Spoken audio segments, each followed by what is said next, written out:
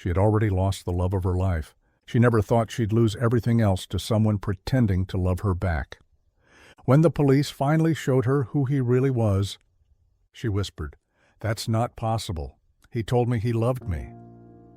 This is the true story of how a widow lost $430,000 to a man she never met. It started like most modern romances. A message on Facebook, a charming stranger, kind words, late-night conversations. She wasn't looking for love, not after losing her husband to cancer, but loneliness is loud. And when someone listens, even a stranger, it feels like peace. She thought she'd found comfort. What she found instead was one of the most sophisticated scams in the world, one that preys on grief, trust, and hope. Romance scams aren't new, but in the last few years, they've grown into a global crime industry worth billions. They don't just steal money, they steal trust, dignity, and sometimes even lives. The woman in this story, her name is Margaret. She was 62, living in Ohio, retired, trying to rebuild after losing her husband. She had savings, an insurance payout, a small pension, and a paid-off home. That's where he found her. To understand how Margaret was targeted, we need to look behind the curtain. The message from Michael Williams wasn't a random act of kindness. It was the first step in a meticulously planned operation. This is the world of organized internet fraud, often carried out by syndicates known in West Africa as Yahoo Boys. This isn't a lone wolf in a dark room, it's a structured business with a clear methodology. The first phase is building the persona. It starts with a stolen identity. Scammers scour social media for high-value targets, attractive, respectable-looking individuals in noble professions. Soldiers, oil rig engineers, surgeons on UN missions. These professions provide a built-in excuse for poor connectivity, strange hours, and an inability to meet in person. They download dozens of photos and videos, creating a media pack they can use for months. Next, the account. A brand new Facebook or Instagram profile is a red flag.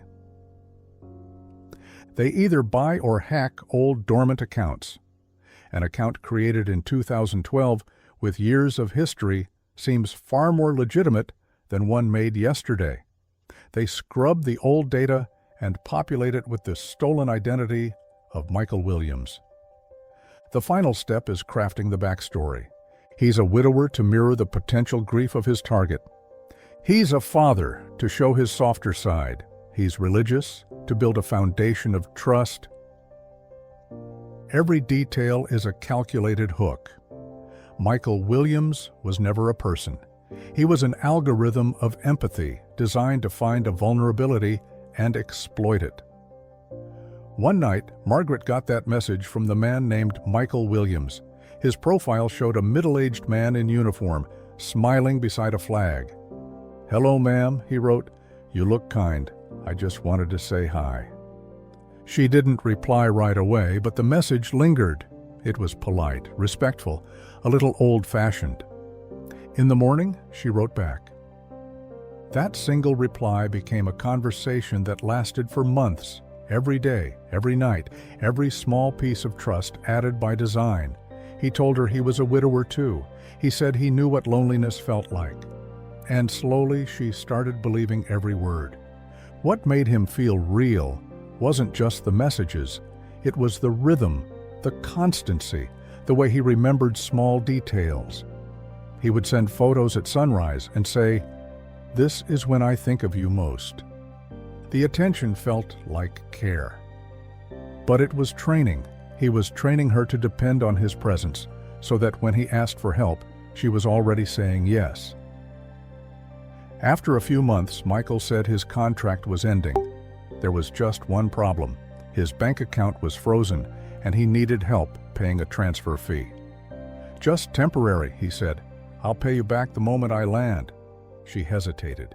He reassured her, sending official-looking documents, all forged. He even video called her. The picture looked real, The lips matched the voice. What she didn't know was that it was a pre-recorded clip manipulated with deepfake audio software. It was enough to convince her. She wired $10,000. That was the beginning.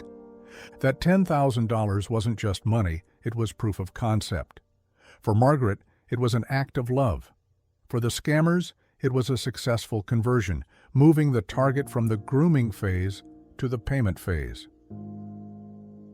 This is where the operation scales up. The Michael Margaret was speaking to was likely not one person, but a team. In these scamming syndicates, roles are often specialized. There's the opener or charmer, who handles the initial contact and the love bombing. Their job is to build the emotional foundation, working from detailed scripts that have been refined over thousands of victims. These scripts contain poems, romantic quotes, and responses to common questions. Once the target is hooked, they might be passed to a handler or closer, a more experienced scammer skilled in manipulation and creating urgency. This is the person who introduces the problem and extracts the money. They are masters of psychological pressure, using guilt, promises, and even feigned anger to control the victim. The video call that convinced Margaret is a growing tool in their arsenal. It's easier than you think, Max. A scammer can take a short public video of the real person, perhaps from a news interview or a personal blog, and use AI software to make the mouth move in sync with their own voice. The connection will be deliberately poor to hide imperfections. To the victim, it's the final proof they need. It looks real, it sounds real, but it's a digital puppet. Once she sent the first payment, everything escalated. He thanked her, told her she saved him, told her he loved her. He sent a photo of a ring. But there was always one last problem: customs fees, flight tickets, a parcel stuck. Every time the story sounded urgent, every time he swore it was the last time. Over 10 months, Margaret sent wire after wire, 2,000, 10,000, again and again. She borrowed against her home. She pulled from her retirement account. She even sold jewelry her husband once gave her. Then came the request that would truly devastate her. Michael claimed he had secured a major oil contract, one that would make them both wealthy for life, allowing him to retire and be with her forever. But he needed a large sum, a final investment or surety bond, to finalize the deal. He claimed his own funds were still locked, and this was their only chance. The amount he asked for was an astronomical $400,000. Margaret was terrified. But she was also deeply in love and believed this was their shared future. She drained her entire retirement savings, taking a devastating hit to gather the $400,000. She believed this was the ultimate act of love, securing their life together. In total, she sent more than $430,000. Her daughter tried to warn her, "Mom, this doesn't sound right." Margaret defended him. "You don't understand. He's real. I've seen him." She wasn't stupid. She was emotionally invested, trapped in a story designed to keep her there. Scammers call it the long con. They don't rush, because the longer they talk to you, the more real it feels, and the harder it is to believe it's fake. There were red flags, but love paints them white. As the amounts grew larger, the scam entered its most critical phase: extraction and laundering. Getting $430,000 from Ohio to Nigeria isn't simple. This is where the network becomes crucial. Scammers rarely have the money sent directly to them. Instead, they use money mules. These are people in the victim's own country who receive the funds and forward them. Some mules are willing accomplices taking a cut, but many are victims of other scams themselves, tricked into believing they're working a legitimate job as a payment processor, or even romance scammed into helping their fake lover. Margaret's money was likely wired to a mule's bank account in the United States. From there, the mule was instructed to quickly withdraw it and convert it into cryptocurrency like Bitcoin or into untraceable gift cards. You see, crypto is the preferred method. It's fast, semi-anonymous, and crosses borders instantly. Once converted, Margaret's life savings were sent to a digital wallet controlled by the syndicate in Nigeria. The money trail was now almost impossible for a bank to follow. The illusion broke the day federal agents knocked on her door. The bank had flagged large international transfers.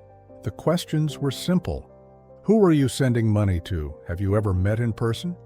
She showed photos, printed emails, messages. An agent did a quick image search. The same face appeared under dozens of names, all fake. The real man in those pictures, a retired Marine, had no idea his face was being used. Margaret's world shattered in seconds. She wasn't talking to a soldier. She was talking to a cybercrime syndicate. The Michael she knew was actually 3 different men working in shifts. When she finally saw their real faces, she broke down. Margaret never recovered the money. She lost her home. She moved in with her sister, trying to rebuild. She asked for her story to be told, not to shame herself, but to warn others. Here's the hard truth. Romance scams don't start with lies. They start with comfort. Scammers don't ask for money first. They build trust first. They mirror your words, your emotions, your beliefs. They become your perfect person because they're trained to be. There's a science to it. The brain rewards closeness with small hits of dopamine. Routine messages feel like safety. And when love becomes a schedule, the person who controls the clock controls you. If you're watching this and something feels familiar, listen to that feeling. Ask yourself simple questions. Do they avoid spontaneous video calls? Do they ask you to move conversations off the platform where you met? Do they make you keep secrets from your family? Do they ask for money, gift cards, or crypto for any reason? Do their stories have small inconsistencies? Do they rush intimacy? I love you in days, marriage talk in weeks? Real connection takes time. Real people can handle no. Real love doesn't come with invoices. Before all this, Margaret kept her wedding photo by the window. After all this, she moved it back to the center of the table, not because she wanted to live in the past, but because she needed to remember what real love felt like. Quiet, steady, present. The kind that doesn't demand and the kind that doesn't vanish when the money runs out. Her mistake wasn't trusting too much. It was trusting a carefully constructed illusion built by a team of criminals who have perfected the art of faking love. Her story ends here with a warning and a beginning. A warning for you and a beginning for her. Because some losses cut deep and some lessons save lives. And sometimes the bravest thing a person can do is tell the truth out loud so someone else never has to live it. Watch our next documentary, where we uncover the world of how scams are crafted, executed, and exposed. The story you see might save someone you love.